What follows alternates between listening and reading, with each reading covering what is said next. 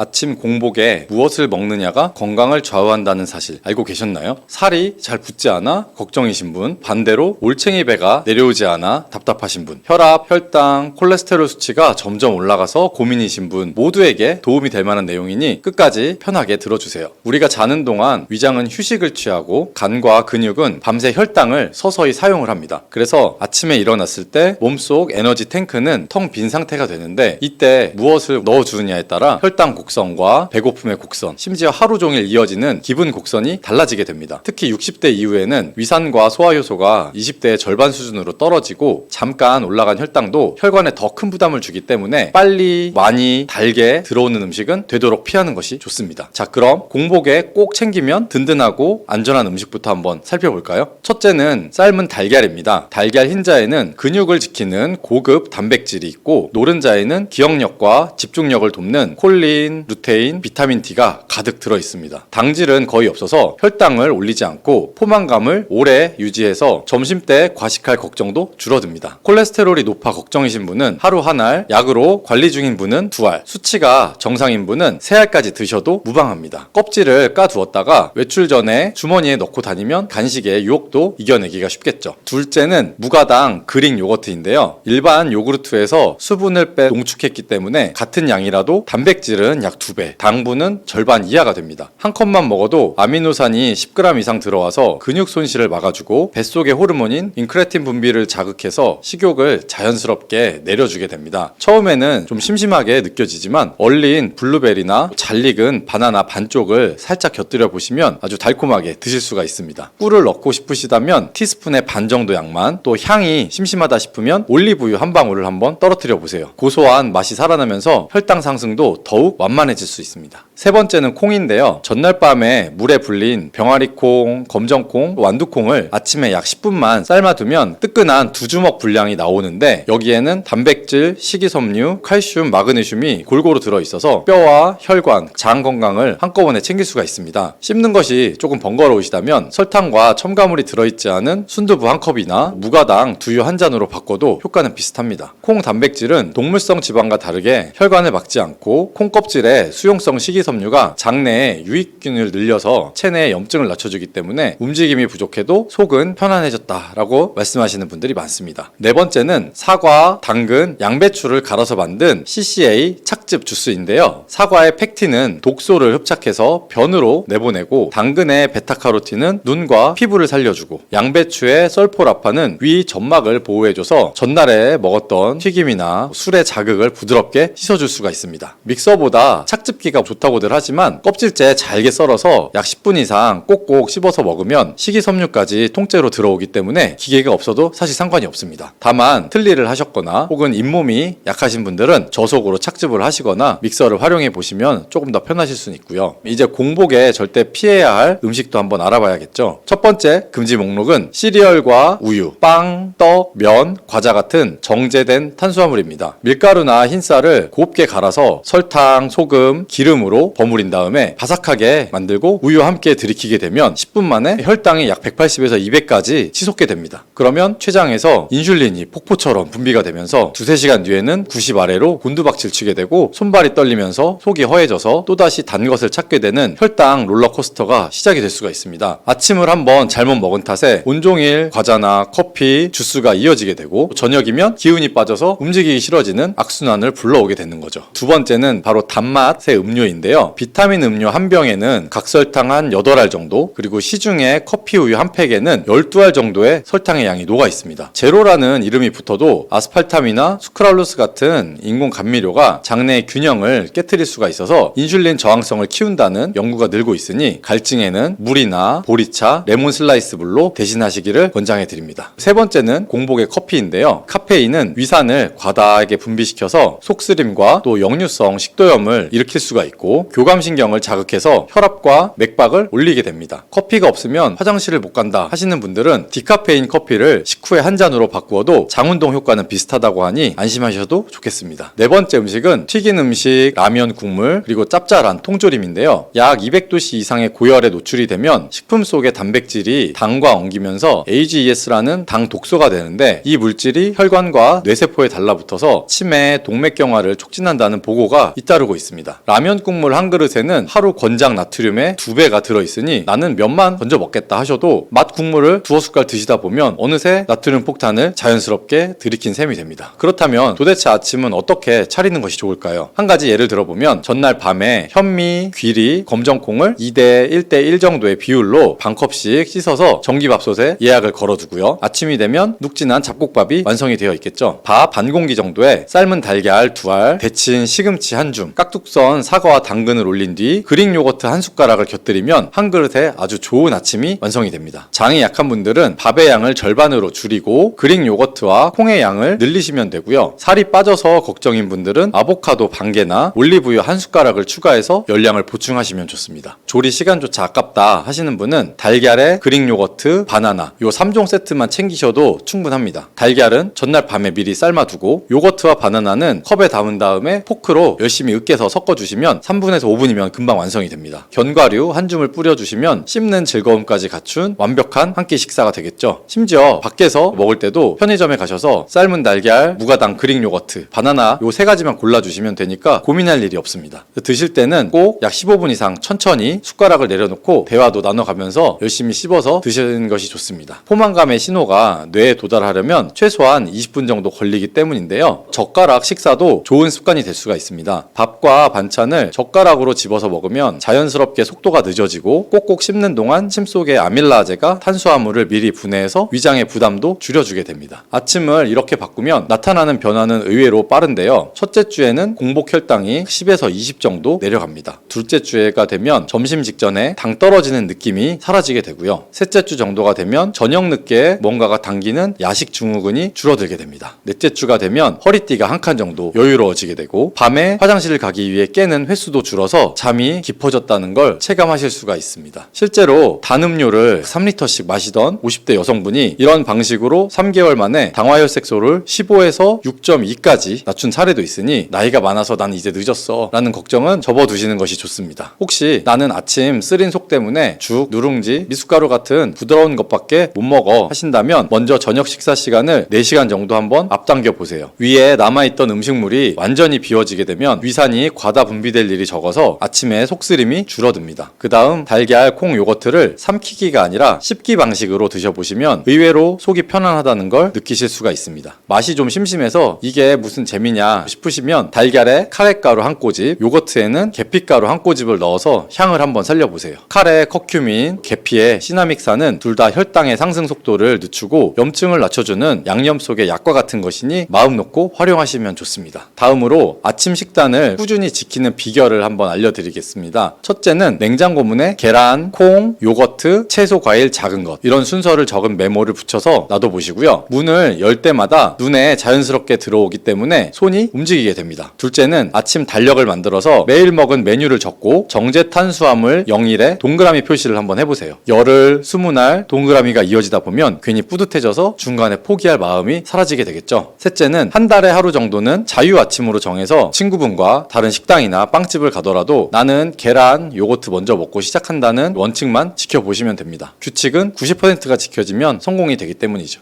노화를 늦출 수 있다면 얼마나 좋을까요? 가능하기는 할까요? 정답은 가능하다입니다. 노화를 늦추기만 하는 것이 중요한 것이 아니라 건강한 몸으로 노화를 늦추는 것이 중요하겠죠. 그래서 아침부터 잠들 때까지 하루 생활 속에 어떻게 하는 것이 좋은지 노화를 늦추는 식단, 운동 스케줄, 쉬운 명상법, 가족과 함께하는 활동 예시를 아주 쉽게 말씀드릴게요. 편히 들으시다가 필요하다 싶은 부분은 잠깐 정지해서 메모해 두셔도 좋습니다. 노화를 늦추는 하루는 전날 밤 10시 반 조용히 방의 등을 끄는 순간부터 시작이 됩니다. 침실에 불빛이 꺼지면 뇌 속 솔방울샘이 멜라토닌을 내뿜어서 이제 청소 시작하고 신호를 주게 되죠. 휴대폰 화면을 마지막으로 확인하고 싶으실 땐 푸른빛을 거의 없애주는 야간 모드를 켜고 화면 밝기를 최소로 낮춰주세요. 휴대폰 대신에 FM 라디오나 잔잔한 클래식 음악을 약 20분 정도 틀어놓으면 알파파가 활발해져서 잠이 한결 빨리 찾아옵니다. 침대에 누워서 4초 코로 들숨, 2초간의 멈춤, 6초 코로 입으로 날숨을 5번 정도 반복하면 맥박이 5에서 8박 정도 낮아지고 혈압도 5mmH 정도 뚝 떨어지게 됩니다. 이렇게 자리를 마련해 두면 10시 50분쯤 꿈길로 슬며시 들어가서 멜라토닌의 황금 시간대인 밤 11시부터 새벽 2시 사이에 깊은 숙면을 누릴 수가 있습니다. 새벽 6시가 되면 스마트폰 알람 대신 약 10년 된 손목시계에서 들려오는 아날로그 초침 소리에 맞춰서 일어나면 눈이 달갑게 떠지게 되겠죠. 기상 직후에는 커튼을 활짝 열어주세요. 창으로 쏟아지는 아침 햇빛이 세로토닌 스위치를 켜줘서 기분이 맑아지고 밤에 쏟아냈던 멜라토닌은 스무스하게 줄어듭니다. 세면대에서 미지근한 물로 손목, 목덜미, 귓불을 적시면 교감신경이 부드럽게 활성화되면서 몸이 풀리면서도 과도한 긴장은 생기지 않습니다. 이어서 빈속에 브릿지 운동을 시작하는데요. 매트나 얇은 담요 위에 누워서 무릎을 세우고 숨을 들이킬 때 엉덩이를 천천히 들어 올려 5초 동안 속으로 숫자를 세고 내쉬면서 다시 내려옵니다. 10회 정도만 반복해도 허리, 엉덩이, 골반 쪽 근육이 단단히 깨어나서 아침 요통이 줄어들게 되겠죠. 여기에 까치발 30초 버티기를 2세트 정도 더하면 종아리 근육 펌프가 심장을 도와주면서 밤새 고여있던 다리 부종까지 싹 빠질 수가 있습니다. 운동 후에는 따뜻한 보리차 한 컵으로 위를 깨우는데요. 보리에는 베타글루칸이 풍부해서 장 점막에 보호막을 씌워주어 아침 공복에 쓰린 속을 달래줄 수가 있습니다. 아침 식사를 한번 준비해 볼까요? 저속 노화 밥상 아침 버전은 아주 간단합니다. 압력밥솥에 전날 저녁에 불려두었던 콩, 귀리, 현미, 백미를 4대, 2대, 2대2 정도의 비율로 넣어서 밥을 지어주시고 밥 한 주걱에 달걀 후라이 하나, 올리브유 한 티스푼으로 살짝 볶은 시금치 한 주먹, 김 한 장이면 끝이 납니다. 밥숟가락에 반은 잡곡밥, 반은 시금치, 달걀을 올려서 한 입에 먹으면 복합 탄수화물, 식물성 단백질, 동물성 단백질, 비타민, 미네랄, 좋은 지방이 한꺼번에 몸에 들어오면서 오전 내내 포만감이 오래 갑니다. 달걀 노른자에 들어있는 콜린은 뇌 신경전달 물질 아세틸콜린의 재료가 돼서 기억력 유지에 큰 보탬이 됩니다. 김밥김은 미네랄과 요오드가 풍부해서 갑상선 호르몬 합성에 꼭 필요하니 꼭 한 장 이상 곁들이시는 것이 좋고요. 식사 후에 바로 양치질을 하면서 한쪽 다리를 30초씩 들어 올려서 균형 감각을 단련해보세요. 다리 들기 중엔 검은 콩, 귀리, 현미야 고맙다 하고 소리내서 한번 말해보십시오. 의식적인 감사의 습관이 도파민을 적당히 분비시켜서 두뇌 보상 회로를 건강하게 조율해줍니다. 아침 8시부터 10시 사이는 몸과 머리가 가장 또렷한 시간인데요. 20분 정도만 투자해서 새로운 것을 배우게 되면 하루 종일 뇌가 활발해집니다. 예를 들어 휴대폰 사진 앱에서 지난달 사진 중 웃는 얼굴만 골라 앨범 만들기 같은 쉬운 디지털 과제를 손주에게 배워보십시오. 낯선 동작과 시각 자극이 전두엽 회로를 자극해서 인지 예비능이 차곡차곡 쌓이게 됩니다. 뇌 연구 결과에 따르면 익숙함은 뇌를 최소한의 전력으로 살살 돌리게 되지만 새로운 스위치를 켜주면 전두엽, 측두엽, 해마가 동시에 활성화되면서 새로운 연결망이 만들어지게 됩니다. 이 덕분에 치매의 발병 시점이 평균 5에서 6년 정도 늦춰진다는 보고도 있습니다. 오전 10시가 되면 가벼운 간식 시간인데요. 오래 앉아 있으면 엉덩이 근육이 꺼지니까 일어나서 두 손을 꼭 모아 천장으로 쭉 뻗으며 기지개를 한번 키시고 씹는 맛을 살려줄 견과류 3알과 따뜻한 레몬물 한 컵을 드셔보세요. 레몬 껍질에 들어있는 헤스페리딘이 모세혈관 벽을 튼튼하게 만들어서 서서히 일어날 때 어지러운 기립성 저혈압을 예방해 줄 수가 있습니다. 정오 12시 30분 점심은 문어 콤레 법칙을 기억해 주시면 좋은데요. 무는 무나물, 살짝 데친 무청, 너는 너비아니 대신 닭가슴살 스테이크 80g, 콤은 콩자반 혹은 두부조림 4숟가락, 레는 렌틸콩 넣은 잡곡밥 반 공기. 여기에 깍두기나 열무김치를 곁들이면 섬유질과 유산균이 장내 미생물 균형을 맞춰줄 수가 있습니다. 오후만 되면 당이 뚝 떨어져서 졸린데 어떡하나요? 이런 질문을 많이 받는데요. 원인은 단순합니다. 점심에 혈당이 올라갔다가 빨리 떨어지게 되면 콜티솔 SOS가 발동해서 졸음과 단당의 욕구가 밀려오게 됩니다. 방금 소개한 잡곡, 채소, 닭가슴살 조합은 혈당을 약 3시간에 걸쳐서 완만하게 올렸다가 내려주기 때문에 식곤증 대신 얕은 각성 상태가 이어질 수 있습니다. 오후 2시 정도가 돼서 눈꺼풀이 천근만근일 때는 15분 정도 파워냅을 권합니다. 의자에 앉아서 등을 기대고 손바닥이 천장을 향하도록 허벅지 위에 살포시 올린 다음 눈을 감습니다. 들숨 4번 정도마다 어깨를 살짝 뒤로 젖히고 내쉬면서 풀어주면 교감과 부교감 신경이 균형을 잡아서 머리가 개운해집니다. 단 20분 이상을 넘기게 되면 깊은 수면 단계로 들어갈 수가 있으니까 오히려 몽롱해질 수 있어서 알람을 맞춰보시는 것이 좋습니다. 오후 4시에는 두 번째 운동 시간이 찾아오는데요. 아침에 근력과 균형을 다졌다면 오후엔 유산소를 넣어주시면 좋습니다. 집 앞에 공원 벤치부터 큰 나무까지 50m 구간을 2분 빠른 걷기, 1분 느린 걷기로 9세트 정도 한번 반복해 보세요. 총 27분 정도면 시속 6km 달리기와 맞먹는 칼로리 소모가 이루어지고 관절의 충격은 훨씬 적습니다. 무릎이 불편하신 분은 실내 자전거 페달을 15분 정도 돌리고 암사이클, 손으로 돌리는 페달을 5분 정도 더해서 상체 순환까지 챙겨보시면 좋습니다. 운동 후에는 미리 냉장고에 넣어두었던 두유 100ml, 저지방 우유 100ml, 들깨가루 한 큰술을 쉐이크로 흔들어서 한번 드셔보세요. 식물성 오메가3인 ALA와 우유 단백질이 회복을 도와 근육의 손실을 막아주고 보충해줍니다. 저녁 6시가 되면 하루 중에 콜티솔이 가장 낮아지는 시간이라 마음도 살살 풀리는데요. 저녁 식탁은 3색 접시를 지켜주시면 좋습니다. 초록색은 데친 브로콜리, 아스파라거스, 미역 줄기 중에 2가지, 빨강과 주황색은 방울토마토, 파프리카, 당근채 중에 2가지, 하얀색이나 갈색은 참치캔 기름을 따라내고 양파와 표고를 넣어 만든 참치볶음, 곁들일 밥은 아침 점심보다 한 숟가락 정도 줄이고 대신 된장국을 한 공기 정도 넉넉히 먹습니다. 된장국은 이소플라본과 칼륨이 풍부해서 고혈압, 갱년기 증상에 도움을 주고 포만감도 채워줍니다. 된장에 나트륨이 많다는 걱정이 있지만 씹히는 채소와 함께 먹으면 칼륨이 나트륨 일부를 배설시키기 때문에 크게 염려하지 않으셔도 됩니다. 단 국간은 싱겁게 맞추시는 것이 더 좋고요. 저녁 8시는 하루의 스트레스를 비워주는 디톡스 타임이 됩니다. TV를 보실 거라면 예능 한 편 정도로 시간을 정해두시고 뉴스처럼 자극적인 내용 같은 것들은 잠자기 한두 시간 전에는 끊는 편이 좋습니다. 여유가 되신다면 거실 바닥에서 고양이 자세, 낙타 자세, 아기 자세로 이어지는 요가 3동작을 차례로 해보세요. 허리를 말아 올린 고양이 자세에서 10초 정도, 허리를 굽혀서 가슴을 앞으로 내미는 낙타 자세에서 10초, 꿇어 앉은 다음 이마를 바닥에 댄 아기 자세에서 20초 정도, 총 40초짜리 세트만 3번 정도 반복을 해도 척추 주변의 근막이 확 풀리면서 밤중에 뒤척거리는 일이 줄어듭니다. 마지막으로 마음을 다스리는 하루의 마무리는 감사일기와 내일 할 일 3가지를 적으며 끝맺어 보세요. 오늘 아침 잡곡밥 씹는 맛이 좋았음, 오후 산책길에 개나리가 폈음, 손주에게 사진 앨범 만드는 법 배워서 뿌듯했음. 이렇게 3줄만 적어도 뇌는 나는 이미 꽤 괜찮은 하루를 살았다는 기억을 저장하게 됩니다. 이어서 내일은 물 1.5리터 마시기, 브릿지 12회, 스쿼트 12회 추가, 동네 친구에게 전화해서 토요일 도서관 강좌 같이 가자고 제안하기, 이렇게 3가지 정도의 목표를 적으면 잠자는 동안 해마가 이를 반복해서 상기하면서 아침에 눈 뜨면 어제 써둔 계획이 저절로 떠오르게 됩니다. 연구에 따르면 구체적이고 실현 가능한 계획을 종이에 적는 사람은 그렇지 않은 사람보다 건강 목표 달성률이 40% 이상 높다고 합니다. 나는 만성질환 약도 먹어야 하는데 식단이나 운동을 바꾸다가 약을 건너뛰면 안 되나 걱정되실 수도 있는데요. 답은 약은 약대로, 생활습관은 생활습관대로입니다. 고혈압, 당뇨, 고지혈증 약들은 병원 지시에 따라서 꾸준히 복용하시는 게 장기적인 합병증과 치매 위험을 확실히 줄여줄 수가 있기 때문이고요. 다만 혈압이나 혈당, 지질 수치가 꾸준히 좋아지면 용량을 조정해 볼 수도 있기 때문에 3개월에서 6개월 정도마다 담당하는 의사분에게 식단이나 운동 실천 일지를 보여주시는 것이 좋습니다. 실제로 잡곡, 채소 중심의 식단과 주 300분 정도의 신체 활동을 4개월 정도 유지한 70대 환자분이 고혈압약 3제 요법을 2제로 줄인 사례들도 있습니다. 이쯤에서 다시 한번 영양제는 굳이 뭘 챙길까 한번 짚고 넘어가 보겠습니다. 진료실 데이터를 기준으로 필요할 수 있는 목록을 정도별로 나눠볼 텐데요. 1단계는 대부분 해당하는 것으로 비타민 D 한 1000단위 정도이고요. 2단계는 잡곡이나 콩, 견과류를 잘 못 드시는 분들에게 활성형 비타민 B군 하루 한 알, 마그네슘 250ml 정도를 추천해드리고요. 3단계는 눈이나 뇌, 혈관 건강을 한꺼번에 챙기고 싶으신 분들에게는 순도 80% 이상 되는 EPA와 DH 합이 1000mg 정도가 되는 오메가3 하루 하나를 드셔보시는 것이 좋습니다. 광고만 보고 무턱대고 화려하다고 사시기보다는 운동이나 식단, 수면, 그리고 명상, 기본 내 기둥이 먼저 자리를 잡았는지부터 돌아보시고 지출을 하시면 절반 이하로 줄여보실 수가 있을 겁니다. 치매 걸리면 가족에게 패기칠까 무섭다는 고민을 많이들 하시는데요. 치매 예방을 위해서 기억하면 좋은 3-3-5 법칙을 알려드릴게요. 첫 번째 3은 하루 3번 식사 중 최소 2끼를 저속 노화 밥상으로 하는 것이고요. 두 번째 3은 주 3회 사회적 모임에 참여하는 겁니다. 경로당, 그림 동호회, 동네 교회, 성가대 온라인으로 하는 실버 코딩 교실 해보시면 좋고요. 그 다음에 5는 주 5회 30분 이상 땀 흘리는 신체 활동이고요. 마지막 5는 하루 5가지의 새로운 정보를 뇌에 넣는 것입니다. 오늘 본 꽃이름 한 가지, 새 단어 한 가지, 새로운 레시피 한 가지, 다른 지역의 날씨 한 가지, 손녀 학교 행사 일정 한 가지 알게 되면 뇌세포 사이에 새로운 시냅스가 5개가 생기게 됩니다. 이 3-3-5 법칙을 1년간만 지켜봐도 기억력 검사 점수가 평균 2, 3점 정도 오르거나 최소한 유지된다는 결과가 서울과학기술대 그리고 서울 아산병원 공동연구에서 보고된 바가 있습니다. 지금까지 말씀드린 이런 하루 일과를 다 따라야만 노화를 늦출 수 있는 건 아닙니다. 10개 중에 5개만 실천해도 몸은 알아채고 주인님이 바뀌셨네 하고 달라지겠죠. 중요한 건 작지만 구체적인 행동이고요. 오늘 밤, 내일 아침 당장에 넣어보는 용기입니다. 저도 여러분들이랑 똑같이 어깨도 결리고 허리가 뻐근한 날이 항상 있지만 5분 정도 스트레칭 한 번으로 내 몸에 투자했다는 뿌듯함을 느끼면서 노화를 하루라도 조금씩 늦추는 마음으로 생활하고 있습니다. 이번 영상이 여러분의 하루, 한 달, 한 해에 작은 변화를 일으키는 돌멩이가 되었으면 좋겠습니다. 이 정도는 나도 할 수 있겠다 싶은 아이디어가 지금 생각이 나셨다면 지금 바로 핸드폰 메모장에 적고 가족들과 함께 공유해보세요. 그러면 스스로 약속을 지키기가 훨씬 쉬워집니다.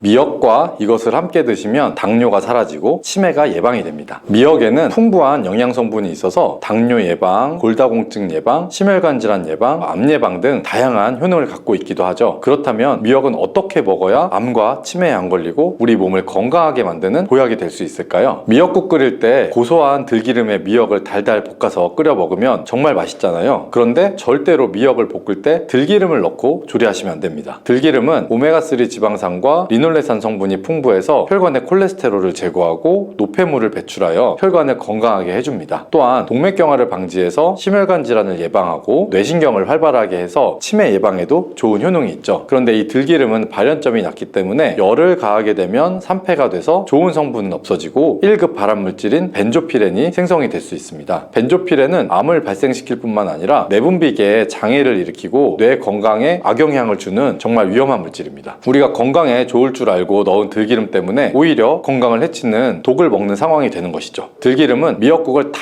끓인 다음에 마지막에 한 스푼 넣어서 드시면 들기름의 효능과 고소한 맛을 온전히 누릴 수가 있습니다. 미역과 함께 드시면 절대 안 되는 두 번째 음식은 바로 대파입니다. 다른 국이나 찌개를 끓일 때에는 파를 꼭 넣는데 유독 미역국을 끓일 때에는 왜 파를 넣지 않는 것일까요? 그 이유는 미역과 대파 둘 다 알긴산이라는 성분들이 있는데 이 알긴산은 미끌거리는 식감이 있습니다. 함께 드시게 되면 식감이 나빠지는 이유도 있을 수 있지만 식감보다 더 중요한 이유가 있습니다. 대파에는 인과 유황 성분이 있는데요. 미역과 대파를 함께 드시게 되면 대파의 인과 유황 성분 때문에 미역에 함유된 칼슘의 흡수를 방해받게 됩니다. 미역에는 칼슘이 엄청나게 많이 들어있는데요. 미역에 함유된 칼슘의 함량은 100g당 960mg 정도이고요. 우유에 함유된 칼슘의 함량은 100g당 약 105mg 정도입니다. 미역에 함유된 칼슘의 함량은 우유보다 9배 정도나 더 많다는 것이죠. 성인 기준 하루 칼슘의 권장 섭취량이 600에서 700mg 정도인데요. 미역국을 한 그릇만 드셔도 충분히 섭취할 수가 있는 양입니다. 우유를 소화 못 시키는 분들이 칼슘을 섭취하기 위해서는 미역이 정말 좋은 식품이 될 수가 있는 거죠. 이렇게 많은 칼슘은 우리 몸의 뼈를 튼튼하게 해주고 골다공증 예방에도 도움을 주는데요. 이 골다공증 예방은 50대 이후 여성분들에게는 정말 중요한 효능입니다. 따라서 나이가 들어갈수록 미역을 충분히 섭취하는 것을 추천해드립니다. 이런 칼슘 보충에 정말 중요한 미역을 대파와 함께 드시면 칼슘 흡수가 제대로 되지 않을 수가 있는 거죠. 앞에서 미역의 미끌미끌한 성분이 알긴산이라고 했잖아요. 이 알긴산도 우리 몸에 정말 중요한 역할을 해줍니다. 바로 알긴산은 다른 물질을 흡착하는 성질이 있어서 혈관 내에 있는 나쁜 콜레스테롤을 흡착해서 배출을 도와줍니다. 이렇게 되면 동맥경화를 예방할 수가 있고 혈액순환을 원활하게 하며 심혈관 질환을 예방하는 데 도움을 줄 수가 있습니다. 미역이 피를 맑게 한다고 하잖아요. 바로 이 알긴산의 효능 때문에 혈관이 깨끗해지기 때문입니다. 또 알긴산은 장 운동을 촉진해서 배변 활동을 원활하게 하고 변비 예방에도 도움을 줄 수 있습니다. 이는 미역의 풍부한 식이섬유와 함께 장 건강에 도움을 주는 거죠. 미역에 함유된 풍부한 식이섬유가 당뇨 예방에도 탁월한 효능을 발휘하는데요.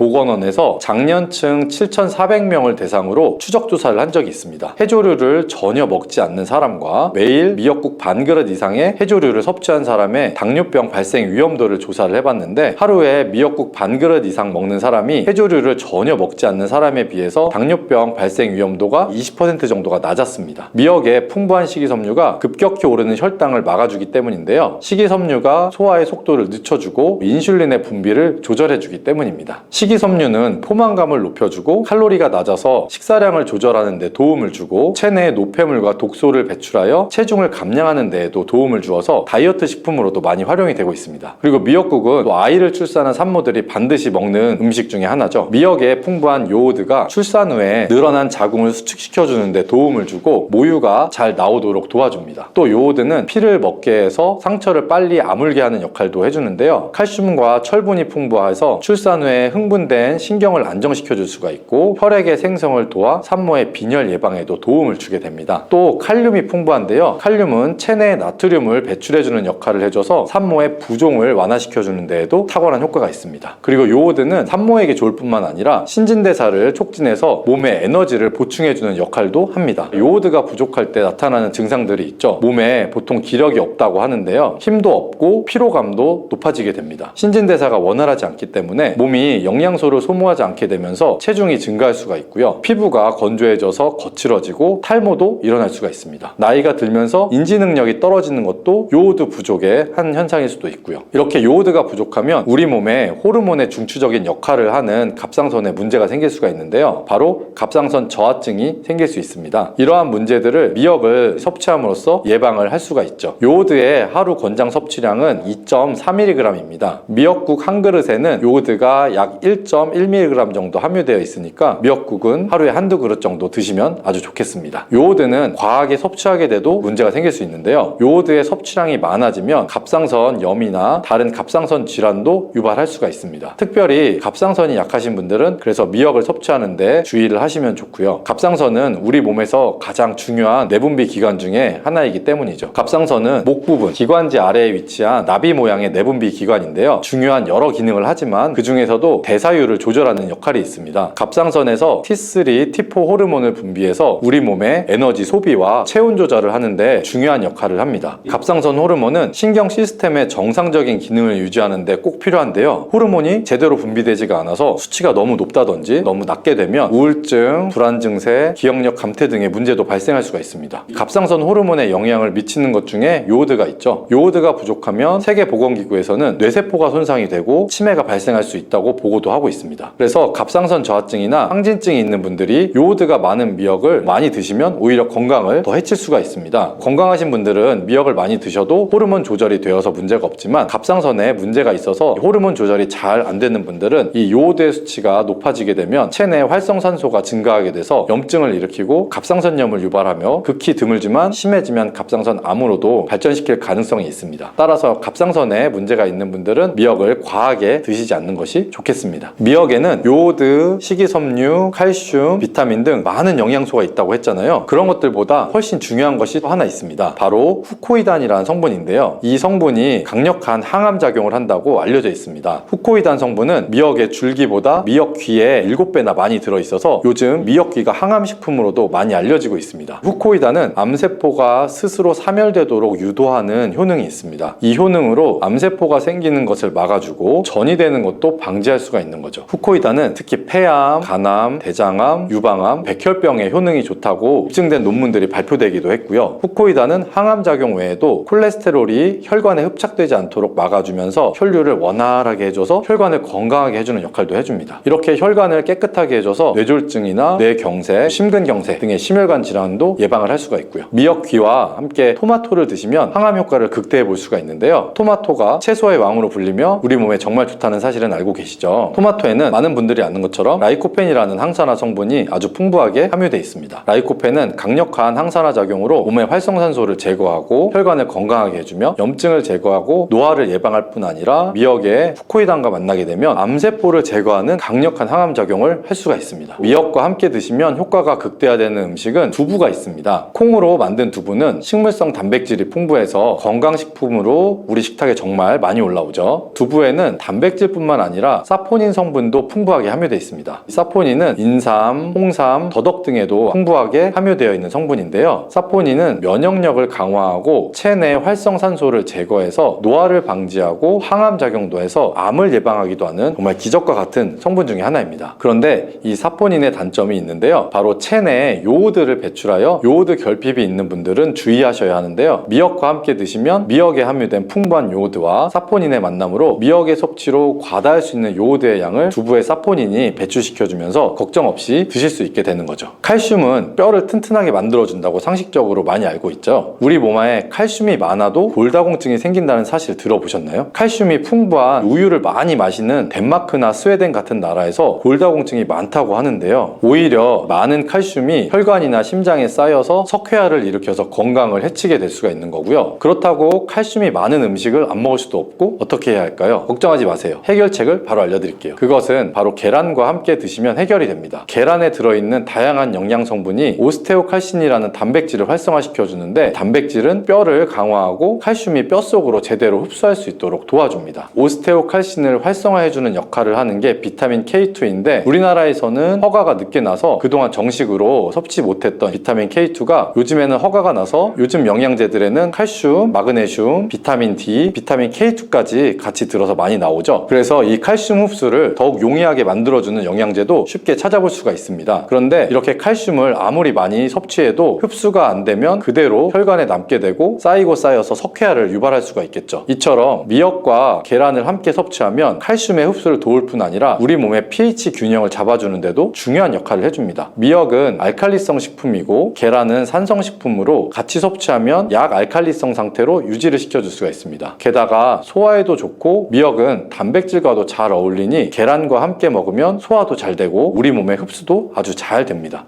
마늘이 몸에 좋다는 사실은 너무나도 잘 알고 계시죠. 근데 이것과 함께 드시면 암과 치매에 걸릴 수 있다니 깜짝 놀라셨나요? 아무리 몸에 좋은 마늘이지만 함께 드시면 몸에 오히려 독이 되는 음식들도 있어요. 그리고 마늘은 생마늘, 구운 마늘, 찐 마늘, 절인 마늘 등등 먹는 방법이 다양하잖아요. 이렇게 먹는 방법에 따라서도 우리 몸에 주는 효능도 달라요. 그리고 여기서 잠깐, 마늘 껍질은 대부분 먹지 않고 버리시잖아요. 마늘 껍질 오늘부터 절대 버리지 마시길 바래요. 마늘 껍질을 왜 먹어야 되는지, 그리고 어떻게 드셔야 되는지 알려드릴게요. 자, 그럼 마늘과 절대 함께 드시면 안 되는 음식과 마늘과 드시면 좋은 음식, 마늘과 마늘 껍질의 효능까지 마늘에 대한 모든 것을 알려드려 볼게요. 마늘은 정말 우리나라 사람들이 좋아하는 식재료인데, 한국농촌경제연구원이 발표한 자료에 따르면 우리나라 1인당 1년 동안 마늘 소비량이 약 7kg이래요. 세계 평균이 0.8kg인데 우리나라 사람들이 정말 마늘을 많이 드시고 계시죠. 마늘을 많이 드신다는 거, 그만큼 건강한 식단을 먹고 있을 가능성이 높은 건 사실인데, 먹는 방법에 따라서 오히려 독이 될 수도 있어요. 여기서 마늘과 함께 드시면 절대 안 되는 음식 첫 번째로 빵이에요. 마늘빵 아시죠? 마늘이 발라져 있어서 달콤 쌉싸름한 마늘 맛도 나고 향긋한 향도 좋아서 즐겨 먹었는데, 마늘이 있어서 몸에도 좋은 빵이라고 착각하고 즐겨 드실 수가 있어요. 마늘빵은 적당히 드시는 게 좋아요. 왜냐면 빵의 재료인 밀가루는 탄수화물이 주성분인데, 밀가루의 고탄수화물은 소화 과정에서 당으로 분해되고 혈당 지수를 급격히 올리게 되죠. 이때 인슐린의 분비가 과도하게 나오죠. 이런 현상이 반복되게 되면 우리 몸의 인슐린 저항성이 높아지고 췌장을 망가뜨려 당뇨를 유발할 수가 있겠죠. 그리고 이 당은 몸에 흡수되면서 지방으로 변하고 쉽게 살이 찌게 돼서 비만을 이야기할 수가 있겠죠. 또한 밀가루로 빵을 만들면 글루텐이라는 단백질이 생성되는데, 이 글루텐은 소화불량이나 복통이나 변비 등의 증상도 유발할 수가 있어요. 이뿐 아니라 글루텐이 몸에 들어오면 장에서는 에소루핀이라는 성분이 만들어지게 되는데, 이 에소루핀은 중독성이 강해서 밀가루 중독을 일으켜 빵 같은 밀가루를 과하게 섭취하게 만든다는 거예요. 마늘이 아무리 좋은 성분으로 항암, 항염증 작용을 한다고 해도 마늘빵으로 드신다면 소용이 없다는 말씀을 드리는 거예요. 그러면 마늘은 어떻게 드셔야 마늘의 효능을 극대화시킬 수 있을까요? 마늘은 생으로 드실 때도 물론 좋지만 익혀 드실 때 더 좋아요. 몸에 보약이 되는 마늘을 드시는 방법 알려드릴게요. 첫 번째는 마늘밥이에요. 국립농업과학원에 따르면 마늘의 S알릴시스테인 함량을 조리법에 따라 조사한 결과 생마늘일 때 함량이 2.77mg 정도 되었고, 삶기 시작한 후 30분이 지나면 4.92mg, 1시간이 지났을 때는 9.16mg으로 생마늘에 비해서 무려 4배 이상 많아진다고 했어요. 뿐만 아니라 121도의 온도에서 1시간 동안 마늘을 쪘을 때 S알릴시스테인 함량이 50.23mg으로 생마늘보다 18배나 높다고 연구 결과를 발표했어요. 따라서 마늘을 드실 때는 1시간 이상 끓여 드시는 게 좋겠죠. 이런 방법이 번거로워 추천드리는 게 바로 마늘밥이겠죠. 밥을 할 때 마늘을 넣는데 1인분에 마늘 3, 4알 정도씩 넣어서 밥을 하시면 돼요. 현미가 있다면 현미를 넣은 마늘밥을 하시면 더 좋은데, 현미 속에는 티아민이라는 성분이 있는데 마늘의 S알릴시스테인과 현미의 알릴티아민 두 가지 성분을 모두 섭취할 수 있어서 항암 효과뿐만 아니라 굉장히 영양소 있는 밥이 되겠죠. 그럼 마늘밥을 하기 위해 마늘을 까고 남은 껍질은 어떻게 하셨어요? 버리셨죠? 오늘부터는 껍질을 버리지 마세요. 마늘의 효능하면 첫 번째로 생각나는 게 아무래도 항암 효과인데, 마늘 껍질을 통해 큰 항암 효과에 도움을 줄 수가 있어요. 우리나라 연구진에서 연구한 결과 마늘 껍질을 70% 에탄올 용매로 반복 추출해서 만든 마늘 껍질 추출물이 암 예방 효과에 탁월한 효능이 있다고 발표했는데, 특히 유방암, 위암, 간암, 대장암, 폐암 세포뿐 아니라 다양한 암 세포에 대한 억제 효과가 또 있다고 했어요. 그 중에서도 유방암 세포의 증식을 억제하는 데 가장 효과가 높았다고 하고, 마늘 껍질의 두 번째 효능은 바로 또 심혈관도 튼튼하게 한다는 거예요. 마늘 껍질은 마늘 알맹이보다 식이섬유가 4배, 폴리페놀이 7배나 많게 함유되어 있는데, 식이섬유는 혈관 내에 나쁜 콜레스테롤을 흡착해서 몸 밖으로 배출하는 데 도움을 주고, 항산화 성분인 폴리페놀은 콜레스테롤이 산화되는 것을 막아 나쁜 콜레스테롤이 만들어지는 것을 방지하는 데 효능이 있는 아주 중요한 성분이죠. 마늘 껍질에 함유된 알리신 성분은 혈중 지지를 낮춰서 콜레스테롤과 중성지방을 낮추는 데도 효과적인 성분이에요. 이를 통해서 동맥경화를 방지하는 데 도움을 줘서 심혈관 질환을 예방하는 데 좋은 성분인 거죠. 또 마늘 껍질을 말려 분말로 만들어 음식에 넣어 드시면 비만을 막아주는 효과를 볼 수 있죠. 식이섬유가 풍부해서 지방의 흡수를 막고 나쁜 지방을 배출하는 데도 탁월한 효능이 있죠. 뿐만 아니라 체내 지방의 대사를 촉진해서 지방 분해가 빠르게 일어나 체지방을 제거하는 데 효과적이죠. 그리고 마늘 껍질을 분말로 만들어 드시는 방법 말고 차로도 드시는 방법이 있는데, 마늘차 우리는 법 알려드릴게요. 마늘 껍질을 깨끗하게 씻어서 말린 다음에 기름을 두르지 않은 팬에 마늘 껍질을 넣고 볶아줘서 수분을 없애줘요. 이렇게 하는 이유는 수분을 없애는 것도 있지만, 마늘 껍질에 열을 가하게 되면 항산화 성분인 폴리페놀과 플라보노이드 성분이 증가되기 때문이에요. 이렇게 수분을 없앤 마늘 껍질을 냉동실에 보관하셨다가 드실 때는 끓는 물에 소주 반컵을 넣고 물 1리터, 마늘 껍질 15g 정도를 넣고 끓여주시면 돼요. 이렇게 끓인 마늘 껍질 차를 따뜻하게 드셔도 되고 냉장고에 넣어서 시원하게 드셔도 괜찮아요. 마늘이 몸에 좋다고 해서 꿀에 마늘을 재워 드시는 분들도 계시잖아요. 물론 꿀마늘이 몸에 좋은 분들도 계시지만, 꿀과 마늘은 함께 드시면 안 되는 음식이에요. 식품 비방이라는 문헌에 보면 꿀과 마늘을 함께 드시면 안 된다라고 적혀 있는데, 그 이유는 꿀과 마늘은 둘 다 열을 내는 뜨거운 음식이기 때문이에요. 함께 드시면 체질이 맞지 않는 경우에는 부작용이 더 클 수가 있기 때문이에요. 체질에 맞지 않는 분들이 이 꿀마늘을 드시면 눈에 충혈도 올 수가 있고 노화도 빨라질 수가 있죠. 또한 두통도 생길 수가 있고 피부에 트러블이 생기는 부작용도 있으니 꼭 기억해 주시기 바래요. 또한 당 섭취에 주의하셔야 하는 당뇨 고지혈증을 갖고 계신 분들이나 암 환자분들은 절대로 꿀마늘을 드시면 안 돼요. 그렇다면 마늘을 또 어떻게 드시는 게 좋을까요? 바로 다양한 쌈채소와 함께 드시는 것을 추천드리는데, 마늘의 매운맛을 내는 알리신 성분이 혈관을 건강하게 해서 암을 예방하고, 쌈채소를 통해 다양한 비타민과 무기질을 섭취해서 풍부하게 항산화 물질을 섭취해서 활성산소를 제거하고 혈관도 깨끗하게 해서 노화를 방지하고 활력 넘치는 건강한 몸이 될 수 있는 거죠. 근데 마늘을 반찬으로 만들어 드실 때 절대 드시면 안 되는 것이 있어요. 마늘 장아찌예요. 마늘 장아찌가 왜? 라고 의문이 생기시는 분들도 계시는데, 모든 마늘 장아찌가 안 되는 것이 아니라 바로 설탕이 많이 들어간 마늘 장아찌 만들어 드시면 안 좋죠. 시중에 판매되는 마늘 장아찌에는 설탕도 많이 들어가 있을 가능성이 높으니 한번 확인 한번 해주시고 드시는 게 좋고, 몸에 좋은 마늘도 설탕과 함께 드시면 오히려 복이 되죠. 설탕이 많이 함유된 마늘 장아찌를 드시게 되면 혈당도 급격히 오르고 혈액도 끈적끈적해지고, 또 설탕을 많이 섭취하게 되면 뇌에서 기억력을 담당하는 해마의 크기를 줄어들게 해서 기억력도 감퇴시킬 수가 있죠. 집에서 마늘 장아찌를 담가 드실 때는 설탕을 넣지 말고 건강한 식재료만을 사용하시는 것이 좋겠죠. 마늘을 건강하게 드실 수 있는 또 다른 방법은 흑마늘을 추천드려요. 마늘에 열을 가하면 마늘의 색이 점점 짙어져서 결국 까맣게 변하는 흑마늘이 되는데, 그 이유는 마늘 속에 들어있는 당류와 단백질의 아미노산이 반응해서 갈색을 띠는 멜라노이딘 색소가 만들어지기 때문이에요. 이 반응은 마이야르 반응이라고 하죠. 고기를 구우면 빨간색 고기가 점점 하얘지다 갈색으로 변하는 반응과 같은 원리예요. 이렇게 흑마늘을 만들다 보게 되면 생마늘보다 S알리시스테인 성분이 5배나 많아질 뿐 아니라 새로운 항산화 물질들이 많이 생기게 돼요. 또한 항암 효과가 뛰어난 폴리페놀이 생마늘에 비해서 4배 이상 많아지고 유액 분비를 촉진해 소화를 잘 되게 하는 효능도 있으니 잊지 말고 흑마늘을 만들어 드시는 것도 좋은 방법이겠죠. 마늘은 또 요리할 때 많이 사용한 재료인데, 마늘을 얇게 썰어 기름에 튀긴 마늘 기름튀김, 이것도 별로 드시는 게 좋지 않아요. 기름에 마늘을 튀기면 마늘 향도 좋고 매운맛은 없어지고 단맛도 좋아져서 남녀노소 좋아하는 식재료가 되는데, 뜨거운 기름에 튀긴 마늘은 우리 몸에 좋은 항산화 항암 물질들은 파괴시키고 몸에 안 좋은 탄수화물만 남은 음식이 돼요. 마늘을 튀길 때 사용하는 기름은 오메가6 지방산이 많은 식용유를 사용하게 되는데, 이런 기름을 많이 먹게 되면 몸 안에 지방산 불균형도 일어나고 염증 수치도 높아질 수가 있겠죠. 또한 튀긴 마늘을 섭취하게 되면 당 독소 또한 높아져서 결국 우리 몸에 인슐린 저항성이 높아지는 악영향을 주는 거예요. 만약 기름에 튀긴 마늘을 드시고 싶다면 한 가지 방법이 있는데, 그것은 올리브유를 사용하시고 불을 오래 가열하지 말고 살짝만 가열해서 마늘도 튀기듯이 오래 하지 말고 살짝만 익혀서 드시면 향도 좋고 몸에도 좋은 마늘을 드실 수가 있겠죠. 올리브유를 이용 이용한 마늘 드시는 방법 한 가지 더 알려드리면 그것은 올리브유에 마늘을 재워 먹는 거예요. 먼저 마늘을 끓는 물에 넣어서 5분 정도 데쳐주시고 소독된 병에 마늘을 담고 올리브유를 가득 담아주죠. 이때 통후추 조금 넣어주시면 풍미를 조금 더 높일 수가 있겠죠. 올리브유와 마늘이 만나 항산화 성분 항암물질이 극대화돼서 혈관을 튼튼히 하고 혈전의 생성을 막고 혈류를 원활하게 해서 치매를 예방하고 심장마비와 뇌졸중까지 예방할 수 있는 보약이 되는 거죠. 이렇게 만든 마늘 올리브유 절임은 반찬으로 드셔도 되고 생선 요리를 할 때 마늘을 으깨서 생선에 발라주면 생선 비린내를 잡아줄 뿐 아니라 마늘과 올리브유의 풍미가 더해져 더욱 맛있게 드실 수가 있어요. 이렇게 좋은 마늘도 드실 때 주의하셔야 될 분들이 계신데 마늘의 효능 중에 혈전을 제거하고 혈류를 원활하게 하는 효능이 있잖아요. 이런 효능이 혈액을 묽게 만들기 때문인데요. 이미 와파린이나 아스피린 같은 혈전 용해제를 복용하시는 분들이 마늘을 많이 드시게 되면 상처가 났을 때도 지혈이 잘 안 될 수 있으니 주의해 주시고 평소 위염이나 위궤양이 있어서 위가 안 좋으신 분들은 마늘의 알리신 성분이 위점막을 자극해서 증상이 악화될 수 있으니 주의하시길 바래요. 그리고 과민성 대장증후군이 있으신 분들도 마늘을 많이 드시게 되면 복통이 일어날 수 있으니 마늘은 적당히 드시길 바라겠습니다.